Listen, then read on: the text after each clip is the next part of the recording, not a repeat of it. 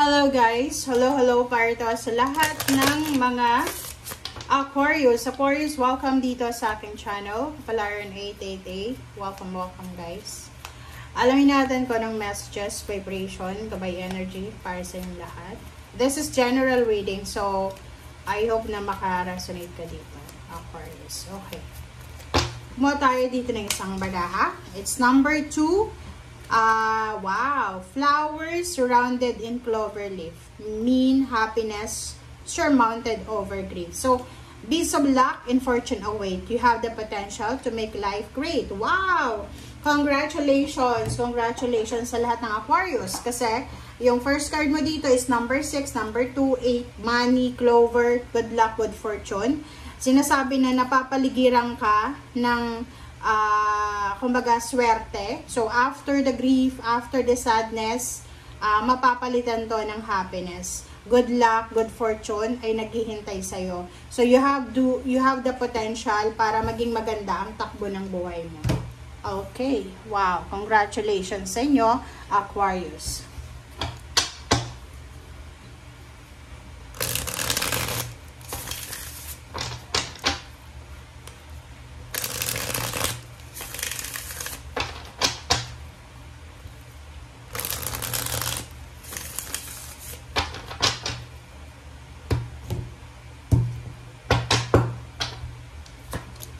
Okay, first card natin is Strength, number 11.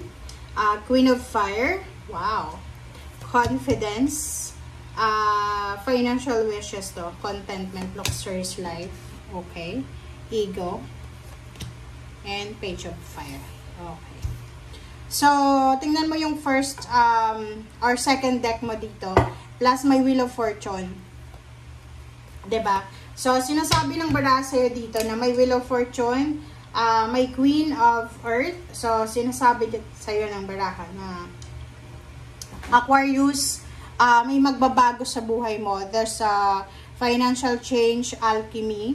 There's a financial transformation na posibleng mangyari sa'yo. Maybe you suffered losses, like financial losses, emotional losses, or pain and heartache sa kung ano man na estado ng buhay mo or parte ng buhay mo. But nandito yung number 10 na Wheel of Fortune, sinasabi sa'yo na may good luck. Yun nga sabi dito, good luck, good fortune. Ang posibleng papasok sa buhay mo na pwedeng magdala ng progress and pagbabago. And in terms of money, sinasabi ng baraha na you will have the freedom. Diba? Parang kung ano man itong papasok na good luck and good fortune sa buhay mo, ito ay magdadala sa'yo ng kalayaan. Diba? Financially and emotionally. Okay, Strength card, manifestation. So, nakikita ko sa inyo dito na isa sa mga minamanifest nyo or importante talagang minamanifest nyo or pinaka-minamanifest nyo talaga is financial independence. Yung pagkakaroon ng luxurious life, yung ma-experience yung luxury and maging kontento sa emotional and financial, especially financial, and yung magkaroon ng sobra-sobrang blessings financially. Sinasabi ng baraha sa'yo dito na sobra-sobrang motivation and determination, Aquarius, ang mararamdaman mo para dito sa mga pangarap mo sa buhay. So, wag kang susuko. Diba? Yung parang sinasabi sa'yo, wag kang susuko. Wag mong isuko kung ano man tong pangarap mo na to. Mas lalo kang maging motivated, mas lalo kang maging creative, mas lalo kang maging goal-oriented.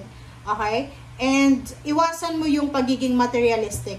Okay? And maging dependent ka sa money. Kasi, yun yung parang magiging rason para masira yung diskarte mo. Kumbaga, minsan, diba, pag masyado tayong nakafocus sa outcome, nasisira yung diskarte natin. So, kung ano man tong sinisimulan mo sa ngayon, like nag-a-apply ka ng trabaho international, or maybe nag-a-apply ka pa lang ng trabaho, or nag-a-apply ka ng promotion sa trabaho, or may business launching, wag masyadong materialistic, wag masyado tayong nakafocus sa positive outcome.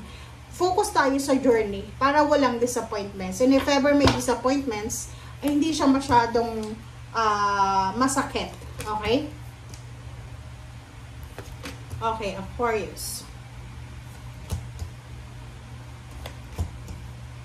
Okay, so ilalim mo dito is, yon yung direction mo talaga. Direction. So, mabilis. Sinasabi ng baraha sa'yo dito, Aquarius, na you need to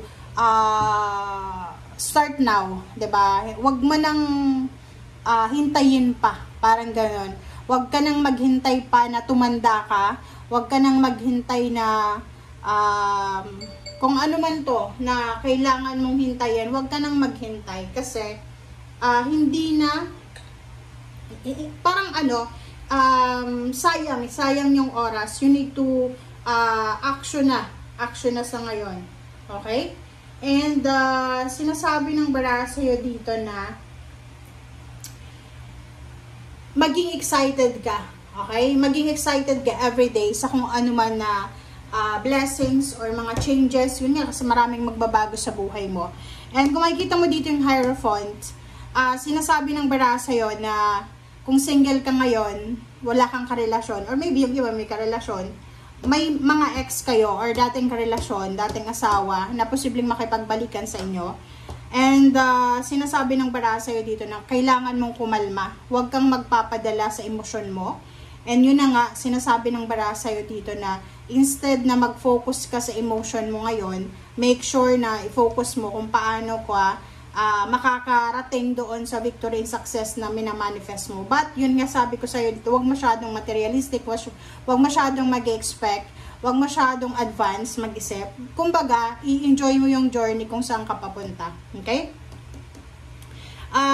Dalawa yung 9 of Earth mo, 9 of Pentacles. So, ibig sabihin dito, kumpirmado siya, okay? Aquarius na makakamit mo yung financial balance, contentment, luxurious life, financial independence, stability, security, yung mga wish mo, wish fulfillment, kung ano man to na nasa sa puso at isip mo, sinasabi ng barahan na papasok yan sa buhay mo ng mabilis. So, ihanda mo ang sarili mo para sa Wheel of Fortune na yan. Kasi, yun na nga sabi sa'yo, you're surrounded by happiness, surrounded of good luck and good fortune, naghihintay sa'yo.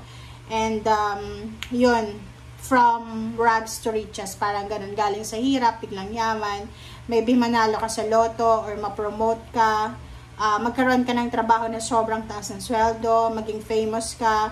Basta marami ditong possibilities and opportunities na pwedeng magdala sa'yo ng potential. You have the potential to make life great, independent, luxurious, or kung ano man siya. Okay?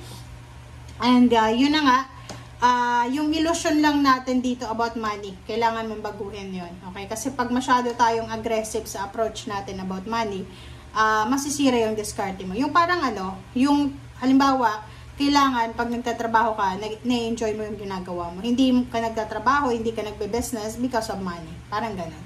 Thank you guys for watching. Bye!